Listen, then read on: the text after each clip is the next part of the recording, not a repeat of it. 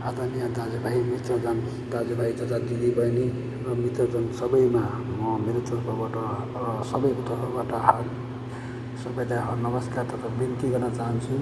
उहाँको घर पश्चिम ढुल्पाट रहेछ र उहाँको अवस्था एकदमै नाजुक रहेछ। बालखा बच्चा घरमा श्रीमान छैन रहेछ है। यसले गर्दा अथवा लडेर घरमा रातिको अवस्थामा कहीँबाट खुट्टु अँगालोमा डढेछ। खुट्टु डढेको कारणले उहाँको खुट्टु अब काट्ने अवस्थामा पुगेर हस्पिटलमा हुनुहुरहेछ। उहाँको अवस्था एकदम नाजुकै रहेछ है। यसले गर्दाखेरि हामी सबै पूर्व पश्चिम दक्षिण उत्तर जहाँको भए पनि सक्दो सहयोग गरिदिउँ। सबैले सक्दो, आफूले सक्दो र चाहँदो सहयोग गरिदिन हुन अनुरोध गरिन्छ र सक्दो सहयोग गरिदिनु भएमा धेरै धन्यवाद। र जसलाई हामी जहाँको भए पनि एउटा नेपाली महिला एकल महिला हुनुहुरहेछ है। यसले गर्दाखेरि उहाँको भिडियो सामाजिक सञ्जालमा आइसकेको छ। त्यसैले गर्दा उहाँको भिडियो मैले सामाजिक सञ्जालमा हालिदिएको छु है। यसले गर्दा उहाँको लागि सबैले म पनि सक्दो सहयोग गरिमाग्न हुन सबैलाई म अपिल गर्न चाहन्छु।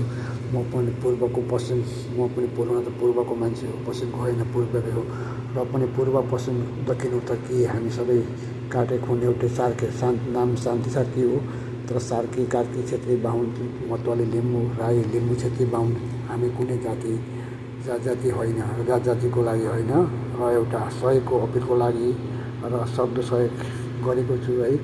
र उहाँको कन्ट्याक्ट नम्बर चाहिएमा उहाँको नम्बर पनि म कोहीबाट अथवा कहीँबाट उहाँको नम्बर पनि म कन्ट्याक्ट गराउने छु र सक्दो सहयोग गरिदिनु हुन सबैमा हामीलाई अपिल गर्न चाहन्छु र सक्दो सहयोग गरिदिनु सबै हामीबाट उहाँको लागि सहयोग गरिदिनु हुन अनुरोध गर्न चाहन्छु। उहाँको लागि सहयोग गरिदिनु हुन चाहन्छु। सबैजना मिलेर उहाँको लागि सहयोग गरिदिउँ। र उहाँ अहिले हस्पिटलमा हुनुहुरहेछ है। र हस्पिटलमा हुनुभएको छ र हस्पिटलमा भए पनि के गर्ने, अब बचाउने उपाय हुँदासम्म सबले सहयोग आफूले सक्दो र चाहँदो र बुझिँदो जति आफ्नो अवस्थालाई भ्याइदो सहयोग गरिदिनु हुन सबैमा अपिल गर्न चाहन्छु। र म पनि मेरो सक्दो र जान्दो म पनि विदेशमै छु, साउदीमा छु। विदेशमा भए पनि सक्दो सहयोग मेरो अवस्था र मेरो आर्थिक अनुसारले भ्याएर पुगेको अनुसारले सक्दो म पनि गर्छु र हजुरहरू सबैले सहयोग गरिदिनु हुन अपिल गर्न चाहन्छु।